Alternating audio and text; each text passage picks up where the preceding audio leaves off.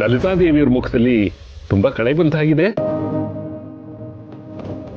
ಎಲ್ಲ ನಿಮ್ಮ ಹಾರೈಕೆ ಆಶೀರ್ವಾದ ಗುರುಗಳೇ. ದೇವರ ಕೃಪೆಯಿಂದ ಮತ್ತೆ ನಿಮ್ಮ ಮಾರ್ಗದರ್ಶನದಿಂದ ಇವತ್ತು ನಾವು ಕುಟುಂಬದವರೆಲ್ಲ ಒಟ್ಟಿಗೆ ಸಂತೋಷವಾಗಿ ಸೇರೋ ಹಾಗಾಗಿದೆ.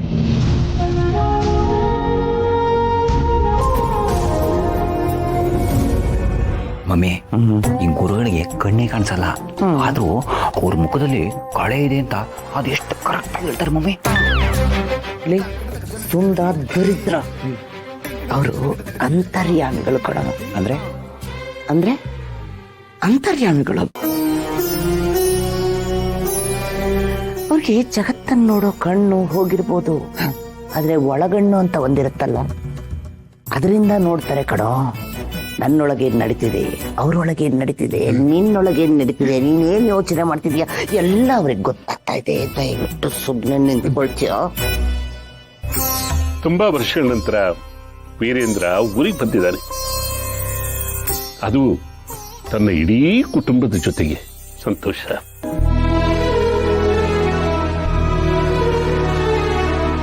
ಭಗವಂತನ ಅನುಗ್ರಹ. ಇಷ್ಟು ವರ್ಷ ಆದ್ಮೇಲೆ ತಮ್ಮ ದರ್ಶನ ಆಯಿತು. ಉತ್ಸವದ ಕಾರಣದಿಂದ ಮತ್ತೆ ನಾವು ಈ ಊರಿಗೆ ಬರೋ ಹಾಗಾಯ್ತು. ಕಾರಣ ಕೇವಲ ನೆಪಗಳಷ್ಟೇ. ರಾಮ ಕೌಶಲ್ಯ ಹೊಟ್ಟೆಲ್ ಹುಟ್ಟಿದ್ದು, ಕೃಷ್ಣ ದೇವಕಿ ಹೊಟ್ಟೆಲ್ ಹುಟ್ಟಿದ್ದು, ಇದೆಲ್ಲ ನೆಪ ಮಾತ್ರ ಅಷ್ಟೇ. ಮೂಲ ಕಾರಣ ದುಷ್ಟ ಸಂಹಾರ ಮತ್ತೆ ಧರ್ಮ ಸಂಸ್ಥಾಪನೆಗೋಸ್ಕರ.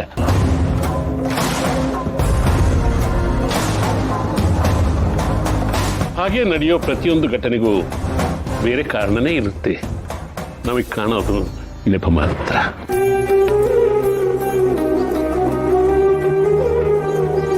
ಮಮ್ಮಿ, ಗುರುಗಳು ತುಂಬಾ ದೊಡ್ಡ ದೊಡ್ಡ ವಿಷಯ ಏನೋ ಹೇಳ್ತಾ ಇದಾರೆ, ಅದು ಯಾವ್ದು ನಂಗೆ ಅರ್ಥನೇ ಆಗ್ತಿಲ್ವಲ್ಲ ಮಮ್ಮಿ.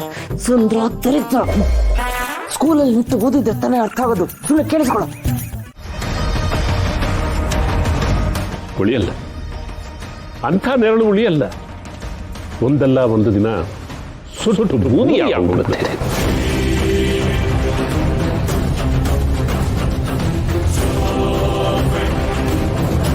ನೆರಳು ಅನ್ನೋ ಭ್ರಮೆಯಲ್ಲಿ ಕಾದು ಕೆಂಡದ ಮೇಲೆ ಕಾಲಿಟ್ರೆ ಸುಟ್ಟು ಭಸ್ಮ ಆಗುತ್ತೆ.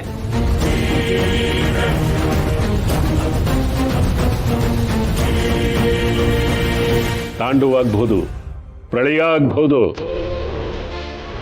ಆದರೆ ಅಂತ್ಯದಲ್ಲಿ ಒಂದಲ್ಲ ಒಂದು ದಿನ ಬೆಳಕು ಬಂದೇ ಬರುತ್ತೆ.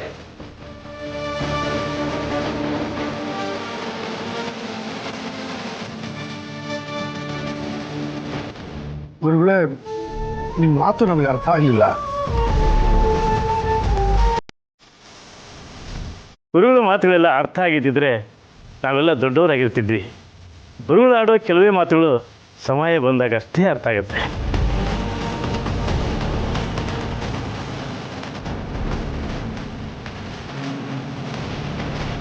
ಈಗ ಉತ್ಸವ ಶುರುವಾಗಲಿ.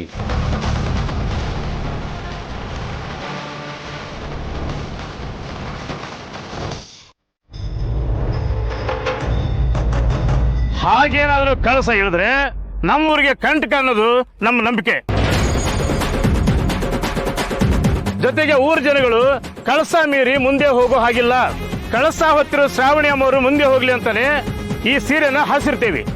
ಈ ಸೀರೆ ಮೇಲೆ ಕಳಸ ಹೊತ್ತಿರೋ ಶ್ರಾವಣಿ ಅಮ್ಮವರು ಮಾತ್ರ ಹೋಗ್ಬೇಕು. ಉಳಿದಿರೋ ಜನರು ಅಕ್ಕಪಕ್ಕದಲ್ಲಿ ಅಥವಾ ಅವ್ರ ಹಿಂದೆನೆ ಹೋಗ್ಬೇಕು. ಇದೆಲ್ಲ ಊರಿನವ್ರಿಗೆ ಗೊತ್ತಿರೋದೆ. ಆದ್ರೂ ಉತ್ಸವ ನಡೆದು ತುಂಬಾ ವರ್ಷಗಳಾಗಿರೋದ್ರಿಂದ ಮತ್ತೆ ಹೇಳ್ತಾ ಇದ್ದೀನಿ.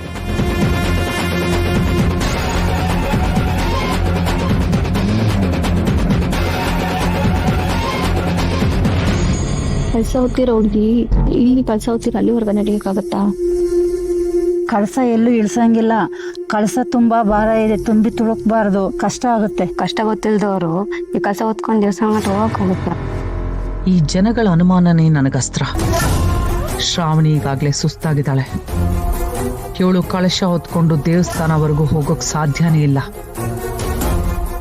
ಇವಳೇನಾದ್ರೂ ಕಳಶ ಇಳಿಸಿದ್ರೆ ಊರಿನ ಜನ ಎಲ್ಲ ಇವಳಿಗೆ ಶಾಪ ಹಾಕ್ತಾರೆ. ಇಷ್ಟು ವರ್ಷ ಉತ್ಸವಕ್ಕೆ ಆಗದೆ ಇರೋ ಲೋಪ ಇವಳಿಂದ ಆಗುತ್ತೆ.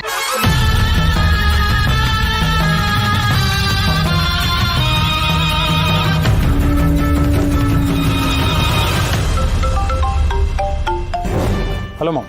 ಮಾಡಿ ಅವಳು ಕಳಸ ಹೊತ್ಕೊಂಡು ಹೊರಟಿದ್ದಾಳೆ. ಎಲ್ಲ ರೆಡಿಯಾಗಿದೆ ತಾನೆ? ಅವಳು ಯಾವುದೇ ಕಾರಣಕ್ಕೂ ಕಳಶ ಹೊತ್ಕೊಂಡು ದೇವಸ್ಥಾನ ರೀಚ್ ಆಗಬಾರ್ದು. ಡೋಂಟ್ ವರಿ ಮಾಮ್, ಎಲ್ಲ ರೆಡಿ ಆಗಿದೆ. ಅವಳ ಕೈಲಿ ಉತ್ಸವನ ಕಂಪ್ಲೀಟ್ ಮಾಡೋದಕ್ಕಾಗಲ್ಲ. ಓಕೆ.